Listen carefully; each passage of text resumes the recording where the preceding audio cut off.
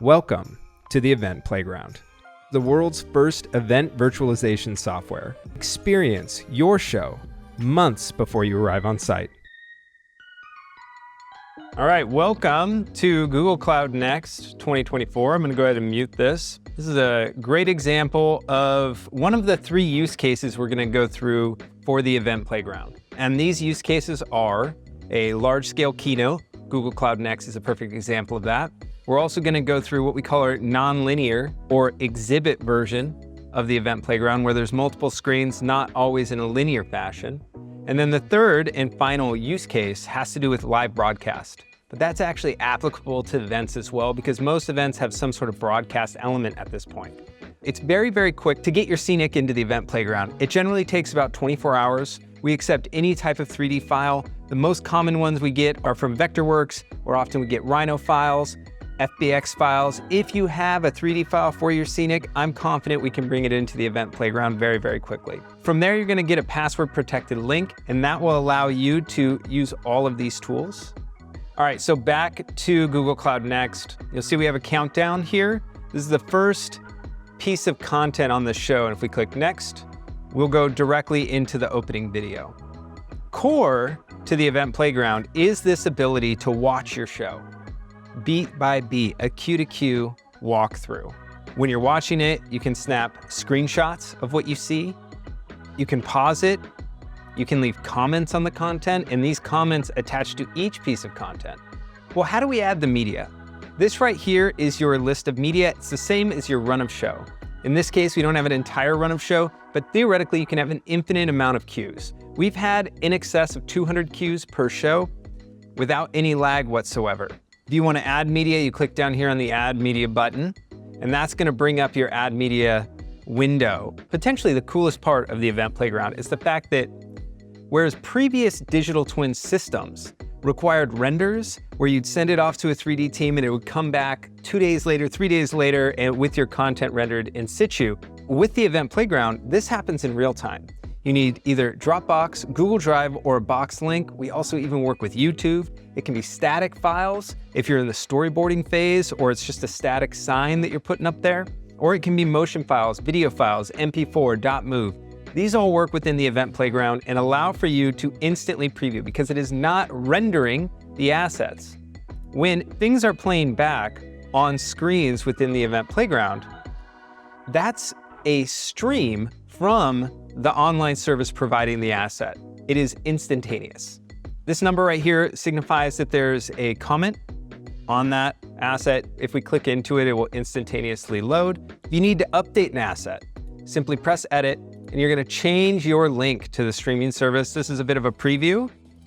You can even click over and see the source asset in case you run into any obstacles, or you need to change, or you wonder if you're using the correct one. There's a search bar here, and one of the most recent features is our Export Media button. What that allows for you to do is export either all your assets as a zip folder, or we actually allow you to export it for disguise. If you're working with a D3 media server, this lets you ensure that from the beginning of your work with the Event Playground, once you're in the storyboarding phase for your content, you can start to load up static files all the way up until you're ready to export for the media server for disguise.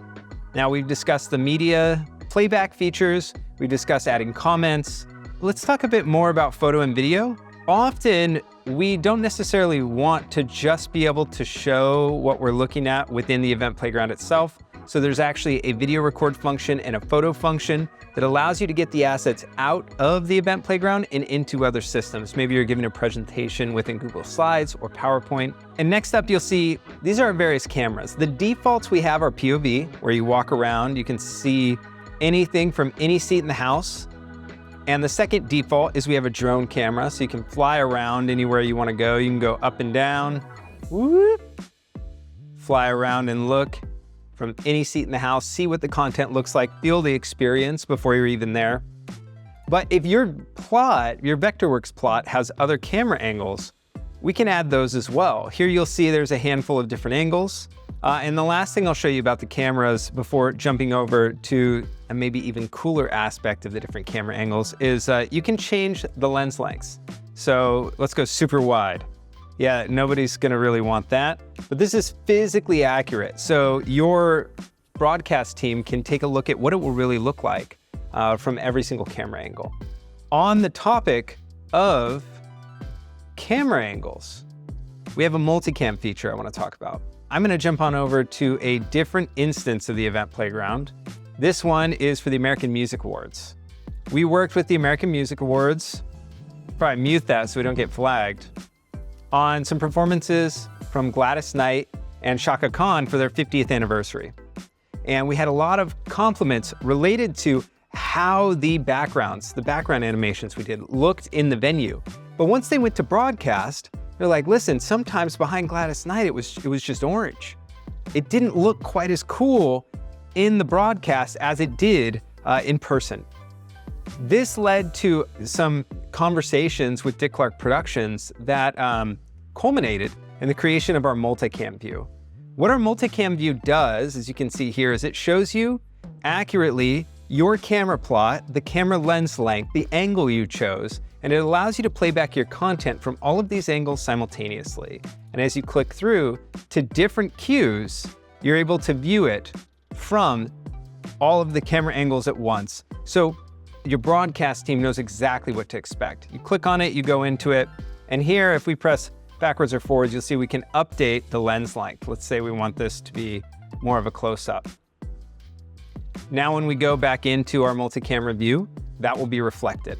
It is always in real time. You can take screenshots of the entire multicam view, and as you update the cameras within the plot, they get updated within the multicam view. The last thing I want to show you is a separate instance of the event playground, and this is for Siemens at the CES 2024 last January. There was a beautiful build done by the Sparks team at Freeman, and we were lucky enough to be a part of creating the content for this. We were building this content pre-event playground, and it was one of the projects that led to the creation of it. There were see-through screens, there were dozens of screens. I mean, the whole building that they put in CES basically made out of screens. So as we were going through and crafting these assets, they looked like this.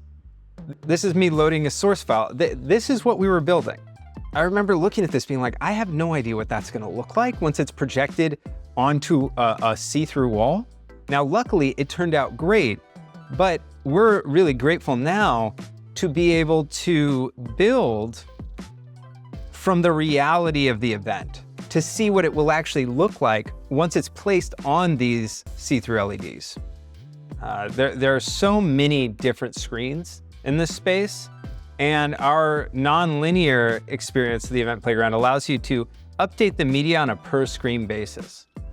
So previously, when we were in both the AMAs and the GCN experience, we were only looking at linear content, a keynote from the beginning to the end, a live broadcast on television from the beginning to the end. This experience allowed for tons of content that weren't always playing together.